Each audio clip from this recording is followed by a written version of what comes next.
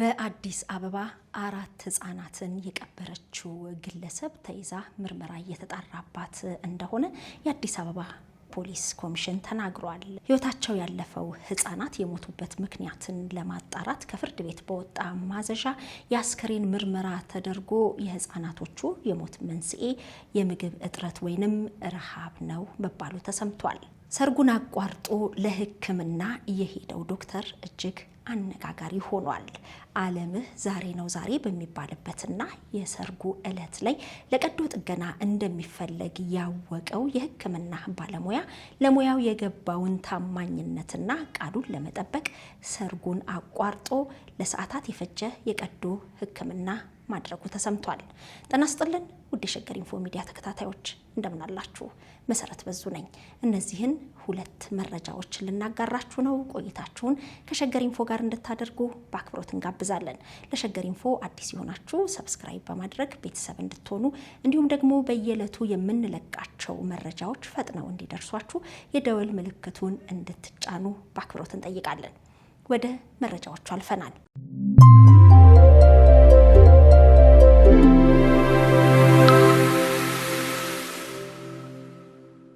ቀዳሚ ያደረግነው የአዲስ አበባ ፖሊስ ኮሚሽን ያወጣውን መረጃ ነው።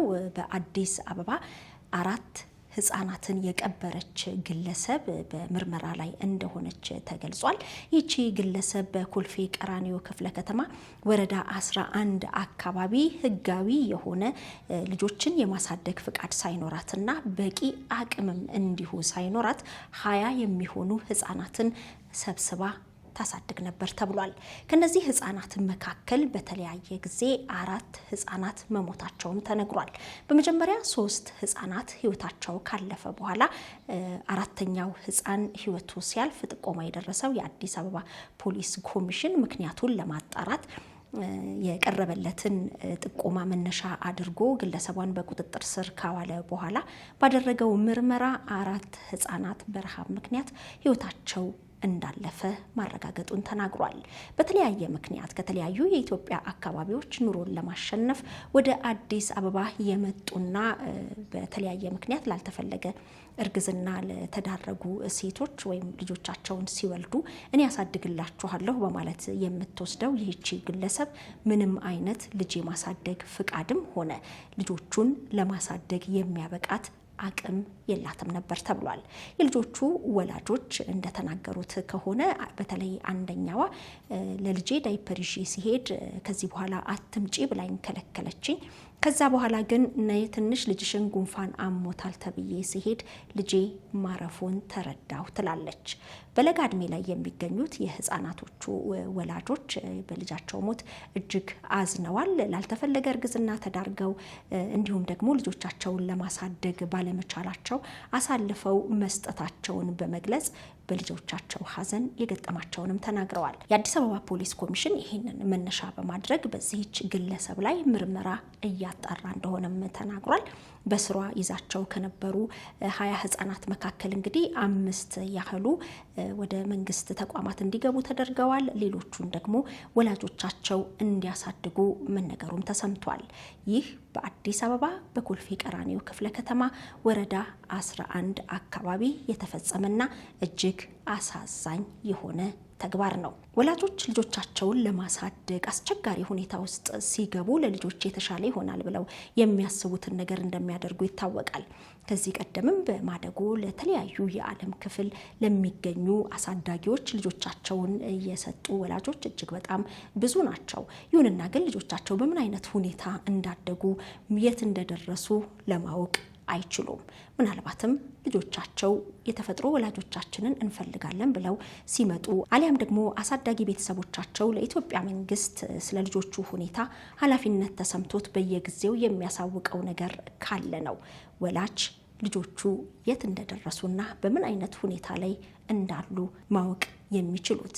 በአዲስ አበባ በኮልፌ ቀራኒዮ ወረዳ 11 እንግዲህ ይህቺ ግለሰብ በምን አይነት ተነሳሽነት ህፃናትን ሰብስባ ለማሳደግ እንደተነሳች የተባለ ነገር ባይኖርም በቂ አቅም እንደሌላትና ልጆች ለማሳደግም እውቅና ወይንም ፍቃድ እንዳልተሰጣትም ተሰምቷል። ልጅሽና ያት ጉንፋን ያላት ነው አለች። ልጅ ታረፈች ምናምን ለነገረች እኔ ያዛለበት ልጆች ሌላ ልጆችም ሞተ ማለት ነው። አንሶላ ሸፈነችውና ካርቶን ውስጥ አርጋ ቀበረቻቸው። ሁለቱም እንደዚህ አርጋ በካርቶን ሁለቱም የተቀበሩት ህጻናት ልጆቻቸው የሞቱባቸው ወላጆች ወይንም እናቶች እንደተናገሩት እንግዲህ ልጇ 5 ወራት እንደሆነውና እሷ ሐሙስ አይታው እሁድ መሞቱን መስማቷን በአንሶላ ቀዳ ጠቅልላ በካርቶን እንደቀበረችው ወላጅ እናት ተናግራለች።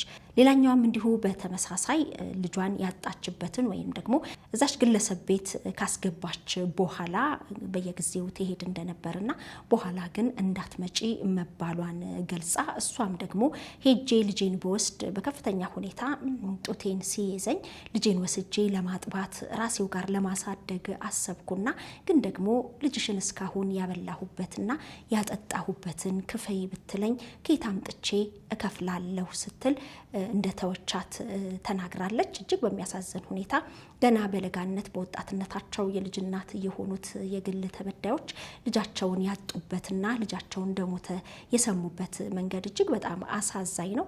ለሌላውም ህፃናት በረሃብ ምክንያት ህይወታቸው አለፈ ሲባል እጅግ ያሳዝናል። እንግዲህ እነዚህ 4 ህፃናት የአዲስ አበባ ፖሊስ ኮሚሽን ከፍርድ ቤት ባወጣው ትዕዛዝ መሰረት የአስክሬን ምርመራ ተደርጎላቸው ውጤቱ እንዳሳየው ህፃናቱ ህይወታቸው ያለፈው በምግብ እጥረት ምክንያት እንደሆነም ይፋ ተደርጓል። ወደ ሌላ መረጃችን ስናልፍ ስፔሻሊስት ዶክተሩ ሰርጉን አቋርጦ የሰው ህይወት ማዳኑ እጅግ መነጋገሪያ ሆኗል። መቼም በሀገራችን የሰርግ ስነ ስርዓት እጅግ በጣም ትልቅ የሚከበርና በታላቅ ስነ ስርዓት የሚከወን እንደሆነ ይታወቃል። ስፔሻሊስት ዶክተሩ ከውሃ አጣጩ እንዲሁም ደግሞ ከወደፊት ትዳሩ ጋር የሰርግ ስነ ስርዓቱን እየፈጸመ ባለበት ሰዓት እንግዲህ የሰው ህይወት ማዳን እንዳለበት ሲነገረው ምንም ሳያቅማማ የሰርጉን ፕሮግራም አቋርጦ የሰው ህይወት ማዳኑ ተሰምቷል።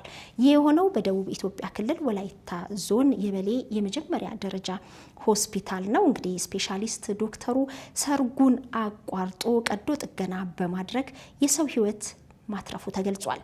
በወላይታ ዞን የበሌ ከተማ አስተዳደር የመጀመሪያ ደረጃ ሆስፒታል የመጀመሪያውን በቀዶ ጥገና ስፔሻሊስት የተሟላ የቀዶ ጥገና አገልግሎት መስጠት መጀመሩም ተነግሮ ነበር። እንግዲህ አንድ የ40 ዓመት ታካሚ ከጨጓራ ህመም ጋር ተያይዞ የሚከሰት የጨጓራ መፈንዳት በቀዶ ጥገና ስፔሻሊስት ሐኪም በሆኑት በዶክተር ብሩክ ወይሻና በቡድኑ አማካኝነት የተደረገላቸው ሲሆን ታካሚውም አሁን በሙሉ ጤንነት ላይ እንደሚገኙ ስፔሻሊስት ዶክተር ብሩክ ወይሻ መናገራቸው ተሰምቷል። እንግዲህ ዶክተር ብሩክ በሰርጋቸው እለት ይህ ነገር አንድ ታካሚ የሳቸውን ሙያዊ አገልግሎት ወይም የሱን ሙያዊ አገልግሎት እንደሚፈልግ በተረዱበት ጊዜ ምንም ሳያቅማሙ ወደ ሕክምና ስፍራው በመሄዳቸው የብዙዎችን ቀልብና ትኩረት ስበዋል። ስፔሻሊስት ዶክተር ብሩክ በሰርጉ ዕለት አቋርጦ ወደ ሕክምና አገልግሎት የሄደው እንግዲህ በከተማው ባለው በዚህ የመጀመሪያ ደረጃ ሆስፒታል በቀዶ ጥገናውም የመጀመሪያ ሲሆን እንግዲህ ለህዝብ አገልግሎት ክፍት ከሆነ በኋላ ጥገናው ለ2 ሰዓት እየፈጀ እንደሆነም ተናግረዋል። ስፔሻሊስት ዶክተር ብሩክ ወይሻ ለመንግስትና ለህዝብ የገባውን ቃለ መሐላ አላጥፍም ለሙያውም የሚገባውን ክብር ለመስጠትም ከሰርጉ ዝግጅት ላይ በማቋረጥ ነፍስ በማዳኑ እጅግ አክብሮትና አድናቆት እየተቸረው ይገኛል። እንግዲህ እንደ ከተማው መረጃ ከሆነ በአካባቢው ነዋሪዎች በሙሉ በከተማው ሆስፒታሉ ምርመራውን በማድረግ የትኛውም አይነት ቀዶ ጥገና አገልግሎት ሆስፒታሉ እንደሚሰጥም ተነግሯል። እንግዲህ ይህም ዶክተር ለሆስፒታሉ የመጀመሪያው ስፔሻሊስት ዶክተር እንደሆነም ተገልጿል። ከሰሞኑ እንደሚታወቀው የጤና ባለሙያዎች የደሞዝ ጭማሪና የተለያዩ 12 ጥያቄዎችን ለመንግስት እያቀረቡ እንደሆነ ይታወቃል። እንዲህ የነፍስ አድን ስራ የሚሰሩ ባለሙያዎችም ጥያቄያቸው ተመልሶ ሁሉ ነገር መልካም ይሆናል፣ እነሱም በተመቻቸ ሁኔታ ለቃላቸው ለሙያቸው ታምነው እንደሚሰሩም ተስፋ እናደርጋለን። መረጃዎቻችንን አበቃን። በያላችሁበት ሆናችሁ ቆይታችሁን ከሸገር ኢንፎ ጋር ስላደረጋችሁ ከልብ ነው የምናመሰግነው። አስተያየት ካላችሁ እንዲሁም ደግሞ ለሸገር ኢንፎ ሚዲያ የሚቀርብ ታሪክ አለን ካላችሁ በስቱዲዮ ስልካችን በ0913 242401 ላይ ብትደውሉ የዝግጅት ክፍሉ ባለሙያዎች ያገኟችኋል። ታሪኮቻችሁን እንግዲህ ለሸገር ኢንፎ ሚዲያ ቤተሰቦች እንድታጋሩ በዚሁ አጋጣሚ እንጋብዛለን። ከሸገር ኢንፎ ጋር አብራችሁ ስለቆያችሁ ከልብ እናመሰግናለን። ሸገር ኢንፎ አዳዲስ ወቅታዊና ተአማኒ ሆኖ መረጃዎችን ያገኙበታል። ሰብስክራይብ በማድረግ ቤተሰብ ይሁኑ። የምንለቃቸው ቪዲዮዎች ፈጥነው እንዲደርሱ የደወል ምልክቷን ይጫኑ። ውዴታውን ለመግለጽ ላይክ፣ ሐሳቡን ለማካፈል ኮሜንት፣ ለሌሎች ለማጋራት ደግሞ ሼር ያድርጉ። አብራችሁን ስለምትሆኑ ከልብ እናመሰግናለን። ሸገር ኢንፎ ታማኝ የመረጃ ምንጭ